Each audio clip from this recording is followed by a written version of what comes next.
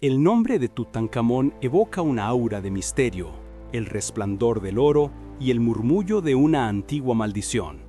Su vida fue breve, un reinado de apenas unos años que no legó a la historia grandes conquistas ni construcciones monumentales. Sin embargo, 3 milenios después de su muerte, se ha convertido en el faraón más célebre de la historia de Egipto. Este relato explorará el Egipto que lo vio nacer y cómo la audaz revolución religiosa de su padre trastocó el orden establecido. Narraremos la infancia de Tutankamón, su ascenso al trono y sus esfuerzos por restaurar un equilibrio perdido. Luego daremos un salto de 3 milenios en el tiempo hasta el momento en que la llama de una vela iluminó el Valle de los Reyes y el arqueólogo Howard Carter se asomó al interior de una tumba sellada.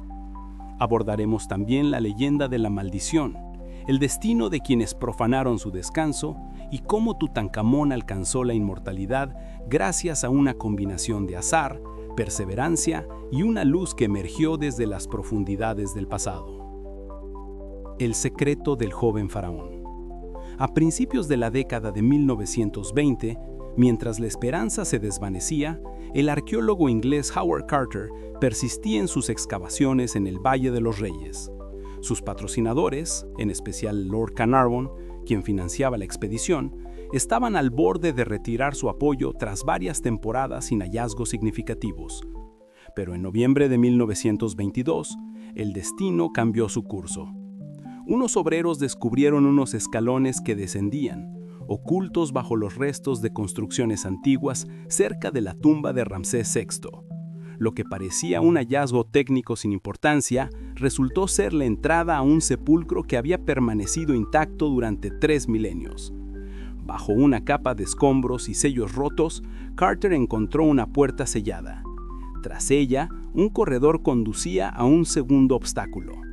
Días después, cuando Carter, a la trémula luz de una vela, abrió una pequeña brecha en el muro y asomó la mirada, vio lo que más tarde describiría simplemente como cosas maravillosas.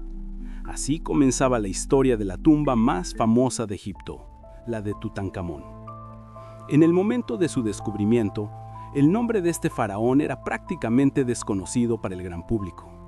Las referencias en los documentos históricos eran escasas y se le consideraba uno de los gobernantes menores de la dinastía XVIII, un soberano que vivió en una época convulsa y turbia de la historia egipcia. Accedió al trono con tan solo 9 años, reinó durante una década y falleció en torno a los 18 o 19 años.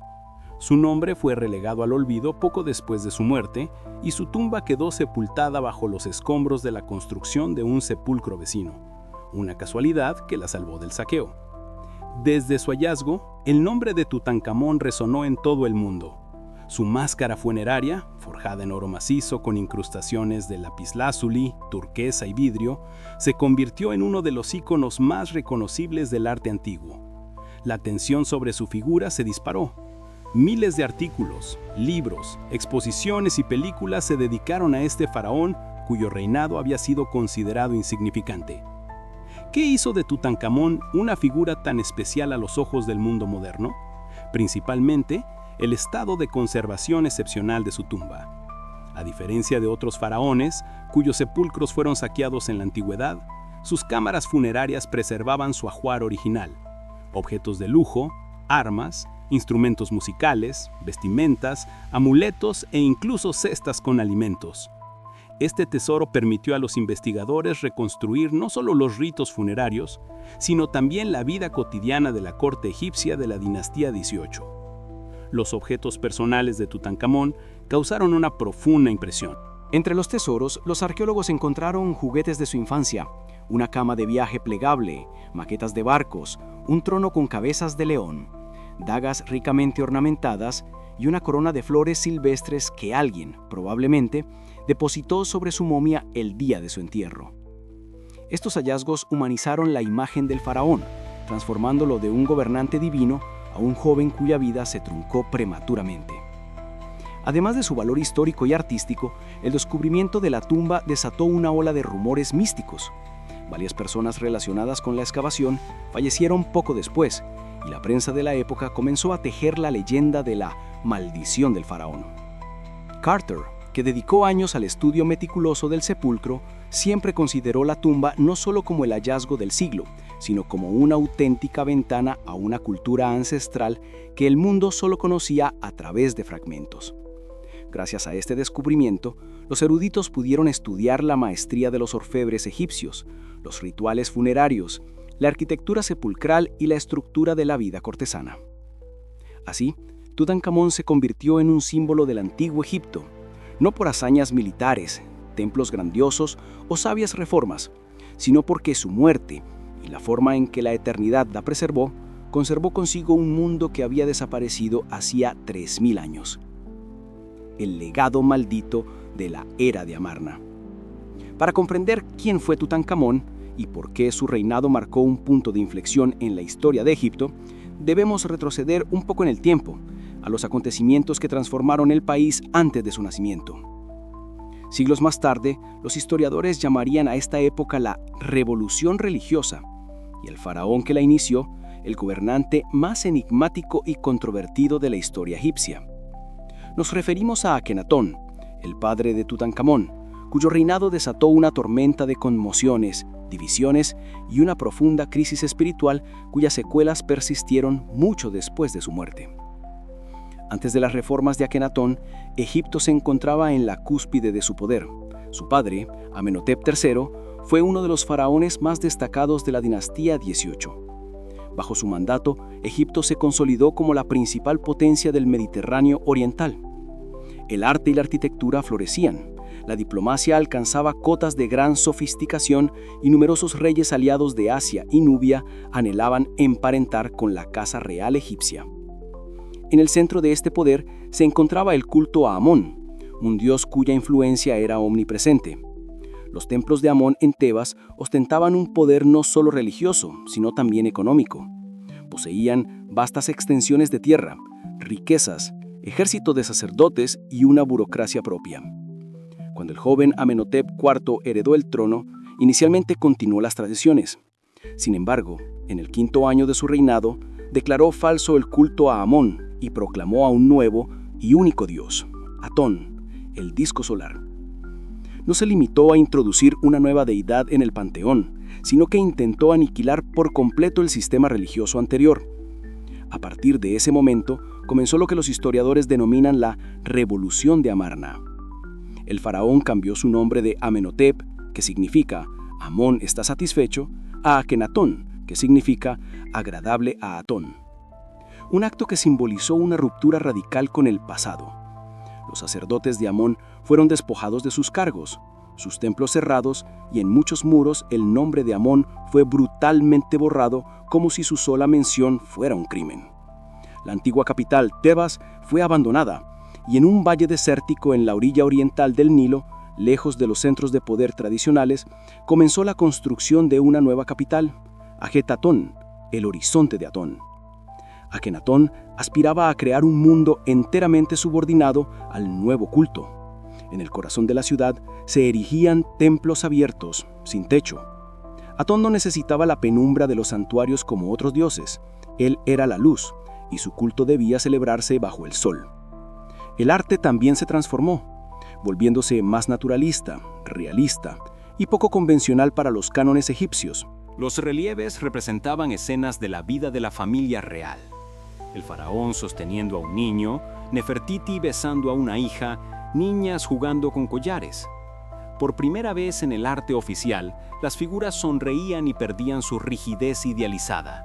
Todo ello simbolizaba el inicio de una nueva era, donde el dios se comunicaba directamente con el pueblo a través del rey, sin la intermediación de sacerdotes ni rituales complejos. Sin embargo, este nuevo mundo tenía muchos detractores. El antiguo sacerdocio se sentía humillado y desplazado. El pueblo no comprendía por qué ya no podía rezar a Osiris o a Aptá. Los militares y funcionarios veían cómo se desmoronaba la estructura del Estado. En las posesiones extranjeras de Egipto comenzaron a surgir disturbios, pero la correspondencia diplomática del archivo de Amarna, hallada siglos después entre las ruinas de Ajetatón, revela que el faraón apenas respondía a las súplicas de ayuda de sus aliados. Su atención estaba centrada única y exclusivamente en su dios.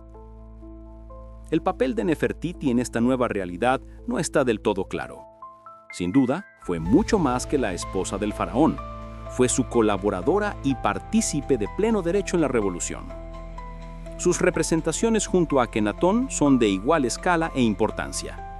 No obstante, hacia el final del reinado, su imagen se desvanece. Los académicos debaten si murió, fue relegada a un segundo plano, o si quizás asumió el trono bajo un nuevo nombre, Neferneferuatón, y gobernó brevemente tras la muerte de su esposo. Tutankamón nació en esta nueva capital, en Ajetatón. Su nombre original, Tutankatón, imagen viva de Atón, indica claramente que su nacimiento coincidió con el apogeo de la nueva religión. La identidad de su madre también es un misterio. La hipótesis más probable es que fuera una esposa secundaria de Akenatón, llamada Kia. Sin embargo, esto sigue siendo una conjetura. Tampoco se descarta un parentesco con Nefertiti. Investigaciones genéticas recientes de las momias reales han revelado que Tutankamón era hijo de Akenatón y que su madre era una hermana del propio faraón, cuyo nombre desconocemos. A la muerte de Akenatón, la reforma de Amarna estaba en plena decadencia. La nueva capital se vaciaba a un ritmo acelerado. Los templos de Atón se deterioraban y los antiguos cultos comenzaban a resurgir en Tebas. Durante un breve lapso el poder recayó en un faraón llamado Semenescará, una figura enigmática de la que apenas se sabe nada. Quizás fuera hermano de Akenatón o incluso la propia Nefertiti. Todas estas teorías carecen de pruebas conclusivas. Lo único cierto es que poco después, un niño de 9 años, educado en el culto a Atón, ascendió al trono, pero pronto cambiaría su nombre y el rumbo de la historia. Pasó a llamarse Tutankamón, imagen viva de Amón, y este nombre marcó el regreso a la tradición. Una infancia a la sombra de la ruina. La historia de Tutankamón no pudo comenzar en una época más convulsa y turbulenta. Su nacimiento coincidió con el final del reinado de Akenatón, el faraón reformador cuya revolución religiosa había fracturado Egipto, destruyendo cultos centenarios y sacudido a los cimientos del Estado. Ajetatón, la capital del disco solar Atón, ya comenzaba a perder su esplendor cuando el niño vino al mundo. La construcción se había ralentizado, los fastuosos rituales escaseaban, y la antigua nobleza y el sacerdocio esperaban con anhelo el retorno de los viejos dioses. No conocemos la fecha exacta de su nacimiento, pero basándose en datos arqueológicos y genéticos, los estudiosos estiman que nació a mediados del siglo XIV a.C. Su padre era Akenatón, pero el nombre de su madre no está registrado con certeza. Sin embargo, en 2010, un equipo de egiptólogos y genetistas que estudió las momias reales determinó que la madre de Tutankamón fue una mujer desconocida que era a su vez hermana de Akenatón. Esto significa que el niño fue fruto de una unión incestuosa, lo que probablemente contribuyó a sus numerosas enfermedades congénitas. Desde una edad temprana, el joven príncipe mostró signos de graves dolencias físicas. Las radiografías y tomografías de sus restos revelaron necrosis ósea, una severa deformidad en su pie izquierdo, un pie sambo de nacimiento y probablemente ataques de malaria, cuyos rastros también se encontraron en su ADN. No podía moverse sin ayuda. En su tumba, los arqueólogos hallaron más de 100 bastones, algunos con evidentes signos de desgaste, lo que confirma su uso cotidiano. Además, se descubrieron sandalias con suelas asimétricas, uno de los ejemplos más antiguos conocidos de calzado ortopédico a medida. Se conservan pocos detalles sobre su infancia, pero todo indica que transcurrió en un ambiente de inestabilidad política, rodeado de personas interesadas en restaurar el antiguo orden. Tras la muerte de Akenatón, el poder fue brevemente ostentado por Semenechkara, una figura misteriosa cuya identidad sigue siendo objeto de debate. Luego, antes de cumplir los 10 años, Tutankamón fue proclamado faraón. Pero hasta entonces, fue simplemente un niño que vivía inmerso en intrigas palaciegas, conflictos religiosos y una creciente ansiedad por el futuro del país. Su educación, muy probablemente estuvo a cargo de influyentes cortesanos que más tarde se convertirían en las figuras clave de su reinado. Entre ellos destacan 2 nombres, Ai y Yoremhed. Ai, probablemente de una familia de alto estatus cortesano, ya era cercano a la familia real en tiempos de Akenatón. Era un hábil administrador y al parecer uno de los pocos que logró mantener su influencia a través de los cambios de poder. Horemheb, por su parte, era un comandante militar con gran autoridad en el ejército y estrechos vínculos con la élite sacerdotal. Fueron ellos, con toda probabilidad, quienes asumieron la tarea de proteger al niño y moldearlo como el símbolo del futuro regreso a las antiguas bases religiosas. El propio Tutankamón creció probablemente en un relativo aislamiento, pero bajo constante supervisión. Le enseñaron escritura, religión y los fundamentos de la administración. Estuvo rodeado de tutores, artistas, sacerdotes y guardaespaldas. Sin embargo, a juzgar por los objetos encontrados en su tumba, su infancia no estuvo completamente desprovista de alegrías personales. El ajuar funerario incluía pequeños tronos, juguetes, maquetas de barcos, arcos, así como ropas y joyas hechas especialmente para un niño. En el respaldo de uno de sus tronos, una incrustación lo representa sentado, mientras su joven esposa, Angesenamón, hija de Akenatón y Nefertiti, con quien se comprometió en la infancia, lo atiende. No se han conservado cartas ni memorias escritas por él. Todo lo que sabemos sobre su mundo interior se basa en evidencias indirectas. No sabemos qué sentía cuando lo llamaban hijo de un dios, cuando depositaban en él las esperanzas de toda una nación, o cuando, siendo un niño con dolencias físicas, debía asumir el título de Horus viviente en la tierra.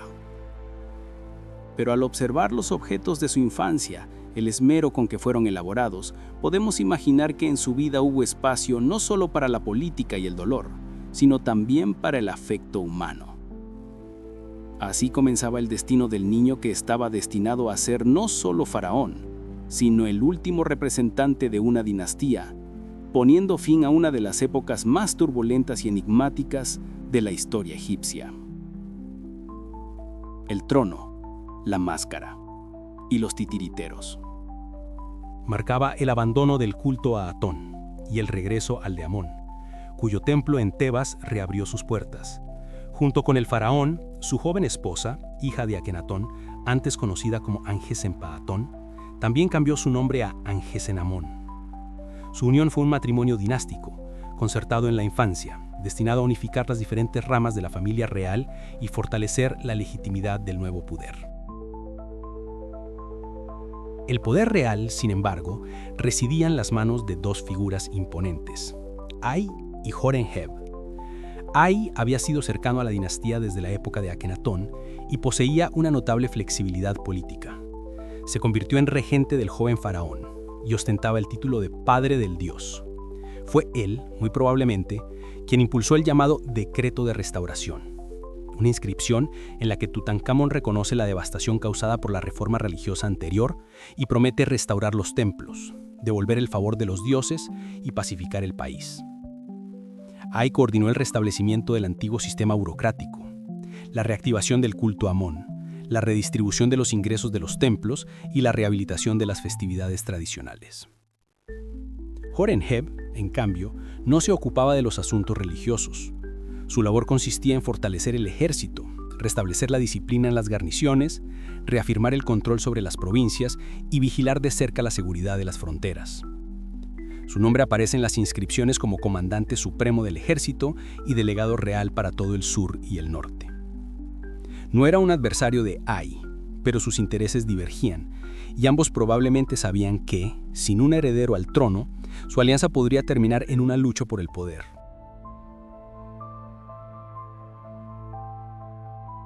Tutankamón participaba en los rituales y festividades oficiales. Se le mostraba al pueblo, aparecía en procesiones, realizaba sacrificios y portaba los símbolos del poder real. Todo esto era crucial para restaurar la autoridad del faraón como mediador entre los hombres y los dioses. En la corte se restableció la veneración a las deidades tradicionales. Amón volvió a ser el dios principal, y los templos de Ptah en Menfis y Osiris en Abidos recibieron de nuevo ofrendas. Se llevaron a cabo rituales de purificación en los templos, donde las imágenes de los antiguos dioses habían sido borradas. Menfis se convirtió de nuevo en la capital de facto, mientras que Ajetatán, la antigua residencia de Akenatón, quedaba desierta. Los bloques de piedra de sus templos fueron reutilizados en nuevas construcciones, borrando la memoria de la reciente herejía. Se sabe poco de la vida cotidiana del faraón, pero los hallazgos arqueológicos permiten esbozar un portrato parcial. En su tumba se encontraron objetos personales, recipientes de cosméticos, sillas infantiles, maquetas de barcos, cofres tallados con ropa, joyas y sandalias decoradas con escenas de caza y victorias militares. Un lugar especial lo ocupa el trono, en cuyo respaldo se representa una escena de intimidad familiar. El joven faraón sentado mientras su esposa le toca tiernamente el hombro. En esta escena no hay pompa ritual, solo un gesto de afecto. Es posible que ella desempeñara un papel importante en su vida. Existen evidencias de la participación de Tutankamón en la vida religiosa. Sus imágenes aparecen en Karnak, Luxor y en las paredes de templos menores del Alto Egipto. Los textos lo describen como amado de Amón, aquel que purificó los templos y quien reanudó las festividades. Estas representaciones confirman su papel en la restauración del orden ritual, pero no permiten juzgar sus convicciones personales. Los historiadores coinciden en que la mayoría de las decisiones eran tomadas por su entorno, y él era más un símbolo del cambio que su verdadero artífice. La estabilidad política restaurada bajo su reinado era frágil. La economía apenas comenzaba a recuperarse y las fronteras seguían amenazadas. En Nubia y el noreste se producían disturbios locales. Horemheb trabajaba para restablecer el control, pero la plena restauración de la influencia egipcia aún estaba lejos. Sin embargo, a nivel interno, la situación mejoraba. Los templos volvían a recibir donaciones, los artesanos tenían encargos, los graneros se llenaban y los sacerdotes recuperaban su voz. El propio rey no tuvo herederos. Su esposa, al parecer, quedó embarazada varias veces, pero los hijos murieron siendo nonatos o al poco de nacer. En su tumba se encontraron 2 pequeñas momias, colocadas en ataúdes en miniatura. Se cree que eran sus hijas. Esto no solo fue una tragedia personal, sino también un problema político. Sin un heredero, el trono volvía a ser objeto de disputa. En palacio todos eran conscientes de ello. Ay y Horemheb se preparaban para el futuro. Ay, como el más anciano y cercano al faraón, esperaba sucederle. Horemheb, como comandante del ejército, consideraba la posibilidad de tomar el poder por la fuerza. Mientras el faraón vivía, se mantenía el equilibrio, pero la incertidumbre flotaba en el aire. Aún así, es al nombre de Tutankamón al que se asocia la restauración del Egipto tradicional tras la catástrofe de Amarna. Fue el faraón bajo cuyo reinado el país recuperó su identidad, y aunque su gobierno fue breve, resultó ser un punto de inflexión. Durante sus últimos años de vida, a juzgar por los monumentos conservados, Tutankamón siguió participando en la vida ritual y pública. Era representado en los templos, ofreciendo dones y apareciendo en escenas ceremoniales junto a su esposa. Sin embargo, con el tiempo, estas imágenes se vuelven menos dinámicas. El faraón aparece cada vez más a menudo sentado, y sus representaciones pierden la energía de antes. Esto, sumado a los datos médicos, sugiere que su salud se estaba deteriorando. En 2010, un equipo de científicos egipcios y alemanes realizó un análisis genético de la momia del faraón, que reveló la presencia de anomalías genéticas. Además, la tomografía computarizada registró una grave fractura de fémur, una lesión sufrida poco antes de su muerte. La fractura era compleja y, al parecer, abierta, lo que pudo haber provocado una septicemia, especialmente en ausencia de condiciones estériles y tratamientos eficaces. Combinada con un sistema inmunitario debilitado por la malaria y sus problemas de salud congénitos, esta lesión pudo ser fatal. Por tanto, la ciencia moderna se inclina por una causa de muerte multifactorial. Una grave infección provocada por la fractura, agravada por un sistema inmunitario debilitado y un posible ataque de malaria. La teoría del asesinato, popular en el siglo XX, ha sido desmentida. Los daños en el cráneo, antes considerados prueba de un golpe, probablemente se produjeron durante un embalsamamiento apresurado, en el que el cuerpo fue sobrecalentado con aceites, causando la degradación de los tejidos. La muerte de Tutankamón fue una completa sorpresa para la corte. El joven faraón no dejó descendencia. Su esposa, Angesenamón, quedó viuda y la dinastía sin un heredero directo. El vacío de poder era evidente, y los más cercanos al trono actuaron con rapidez. La tumba del faraón, a juzgar por su tamaño y diseño, No estaba originalmente destinada a él. Es pequeña, con una distribución inusual y un espacio muy limitado para un complejo funerario de su rango. Probablemente fue elegida entre las que estaban en un estado de construcción más avanzado. La decoración de las paredes se aplicó con prisa. La pintura en algunos lugares no se había secado correctamente y algunas escenas contienen errores y detalles simplificados.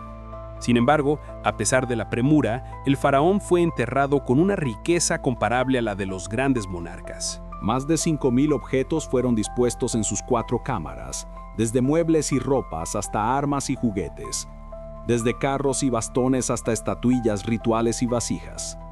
El lugar central lo ocupaba la máscara de oro con incrustaciones de lapislázuli, una de las obras de orfebrería más perfectas de la historia. El cuerpo del faraón fue colocado en 3 ataúdes encajados uno dentro de otro, y luego en un masivo sarcófago de cuarcita. Tras su muerte, el poder pasó a Ay. Era anciano, pero experimentado. Poco después, se casó con la viuda Angesenamón. Las circunstancias de este matrimonio son turbias. Según fuentes hititas, en esa época, una reina de Egipto se dirigió al rey hitita Suppiluliuma I, pidiéndole que le enviara a uno de sus hijos como esposo. En la carta, afirmaba no tener hijos, sino desear casarse con un sirviente. Se cree que con sirviente se refería a Ay. Un príncipe hitita fue enviado a Egipto, pero murió en el camino, probablemente asesinado.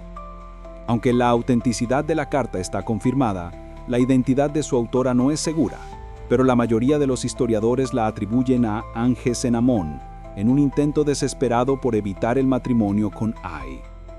El reinado de Ay fue breve. Le sucedió Horemheb, el comandante del ejército, que no pertenecía a la dinastía real, pero contaba con el apoyo militar y de la nobleza. Horemheb emprendió una campaña masiva para reescribir la historia. Los nombres de Akenatón, Semenekara, Ay e incluso Tutankamón fueron borrados de las listas oficiales de faraones. Horemheb se proclamó sucesor directo de Amenhotep III, como si el periodo de Amarna nunca hubiera existido. El nombre de Tutankamón cayó en el olvido. Su tumba, oculta bajo los escombros de la construcción de la tumba vecina de Ramsés VI, desapareció de la vista. Y fue precisamente este olvido accidental lo que garantizó su excepcional conservación. Durante 3.000 años permaneció intacta, hasta que un arqueólogo inglés la redescubrió. La muerte del joven faraón marcó el punto final de la dinastía 18. Egipto, desgarrado por crisis espirituales y políticas, continuó su camino mientras el cuerpo del joven, a quien en vida apenas escucharon, descansaba en la profundidad de la roca, rodeado de oro, silencio y la espera del día en que su nombre volvería a resonar en todo el mundo. Un descubrimiento que conmocionó al mundo. A principios del siglo XX, Egipto había sido exhaustivamente excavado y muchos arqueólogos creían que en el Valle de los Reyes ya no quedaba nada por descubrir. Tras siglo y medio de intensa egiptomanía, se habían explorado decenas de sepulcros y parecía que todas las tumbas reales habían sido encontradas o saqueadas hacía mucho tiempo. Sin embargo, un hombre, Howard Carter, estaba convencido de que el valle aún ocultaba una tumba intacta. Carter, un arqueólogo y artista autodidacta inglés, llevaba décadas trabajando en Egipto. No pertenecía a la élite universitaria ni era un académico formal, pero poseía una rara capacidad de observación y una tenacidad inquebrantable. Sus expediciones en el Valle de los Reyes desde 1917 eran financiadas por Lord George Herbert Carnarvon, un aristócrata británico fascinado por las antigüedades.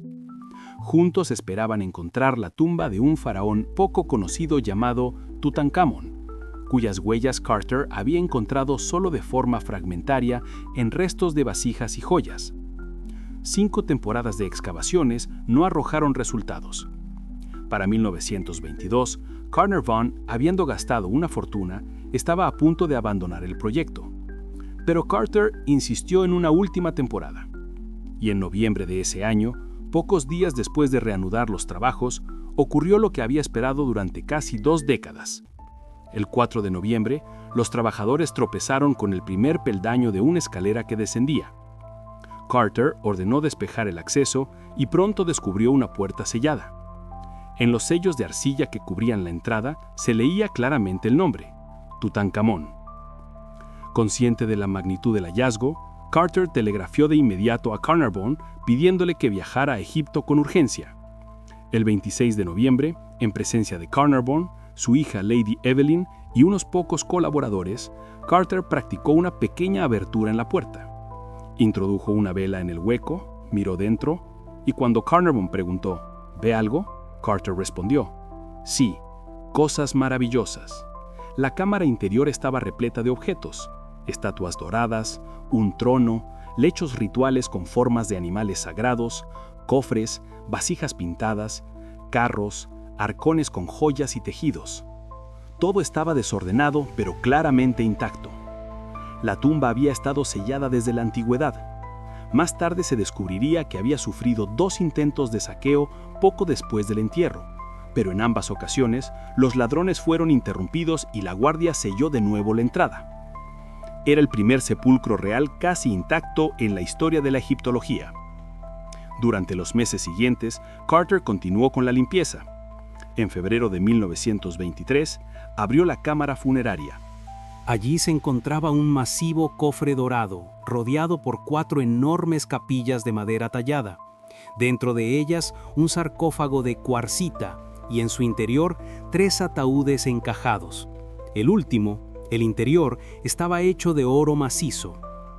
En él descansaba la momia de Tutankamón, cuyo rostro estaba cubierto por la resplandeciente máscara funeraria. Se convertiría en el objeto más famoso de la tumba y un símbolo universal del arte egipcio. El descubrimiento fue una sensación mundial. Los periódicos de todo el planeta informaban a diario sobre las excavaciones. Las fotografías de los artefactos ocupaban las portadas. En la sociedad occidental se desató una segunda oleada de egiptomanía. Los motivos egipcios invadieron la moda, la arquitectura, la joyería e incluso el cine. La imagen de la máscara de Tutankamón se difundió con una velocidad reservada entonces solo para las banderas nacionales o las fotografías de la realeza. Mientras tanto, Carter, con una disciplina excepcional, organizó la documentación de cada objeto. Insistió en la precisión científica. Cada artefacto fue fotografiado, dibujado, numerado, descrito y embalado. El trabajo se prolongó durante casi 10 años. Más de 5.000 objetos fueron extraídos de las 4 cámaras, incluyendo carros reales, instrumentos musicales, cosméticos, tejidos, bastones y coronas funerarias. En la primavera de 1923, poco después de la apertura oficial de la cámara funeraria, Lord Carnarvon murió repentinamente por una infección sanguínea.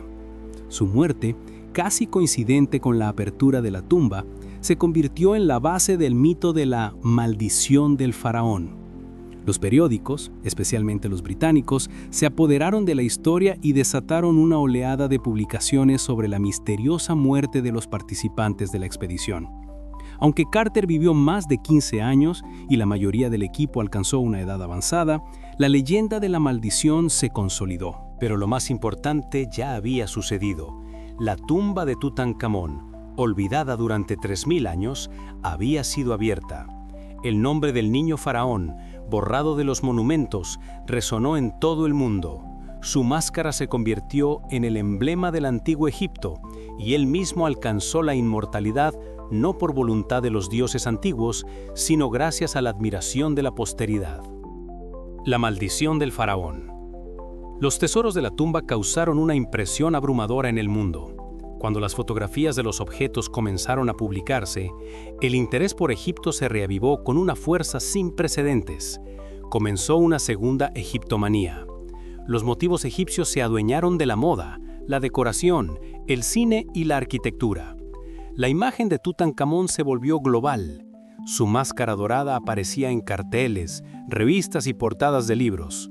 Nunca antes el nombre de un faraón había alcanzado tal nivel de reconocimiento en la cultura mundial. Pero junto con la fascinación, llegó el miedo. En la primavera de 1923, poco después de abrir la cámara funeraria, murió Lord Carnarvon, el mecenas de la expedición. Su muerte en el Cairo pocas semanas después del descubrimiento, dio pie a los rumores sobre una maldición. Los periódicos afirmaban que en la tumba se había encontrado una inscripción que advertía: la muerte golpeará a aquel que perturbe el sueño del faraón. En realidad, tal inscripción nunca existió.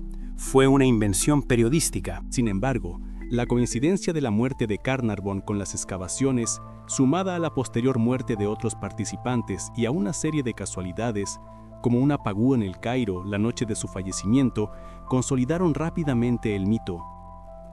Las listas de víctimas de la maldición crecieron, incluyendo a personal de museos, familiares, investigadores y fotógrafos.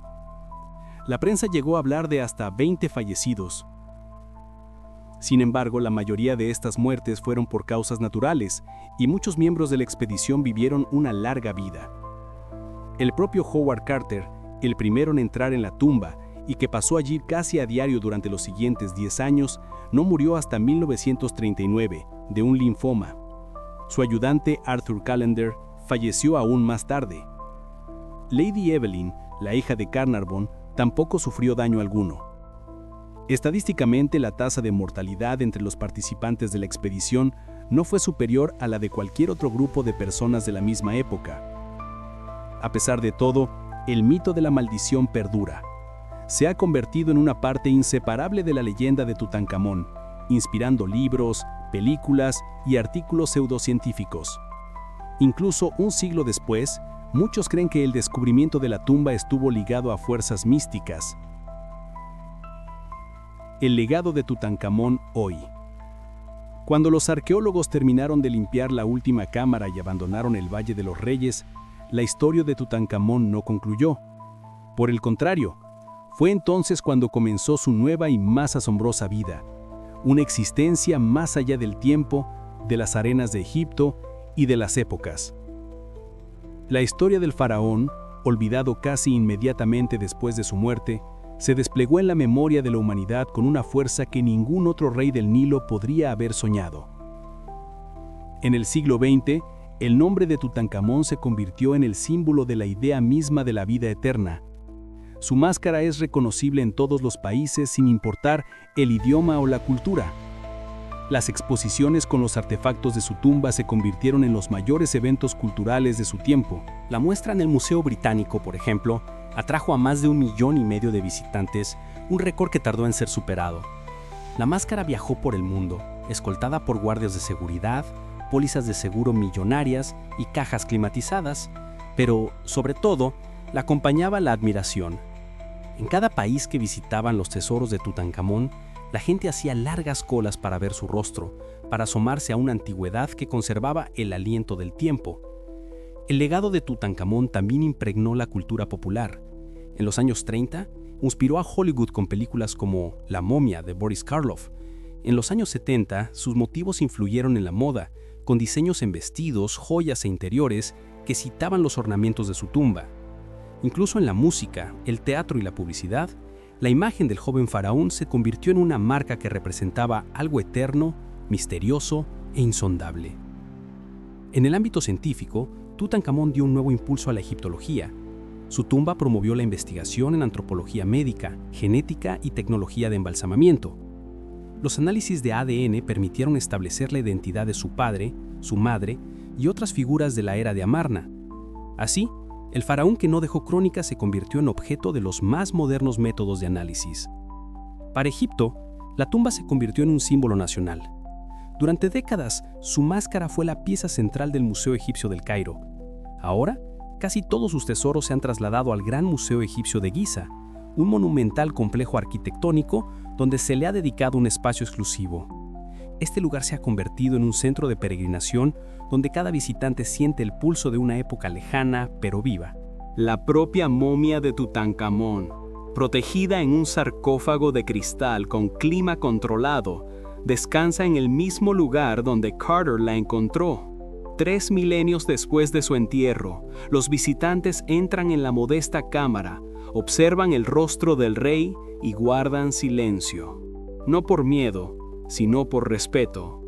Tutankamón, el niño que nació en tiempos de agitación, que se convirtió en faraón en un país que había perdido a sus dioses, que murió joven y luego fue olvidado, se convirtió contra todo pronóstico en eterno.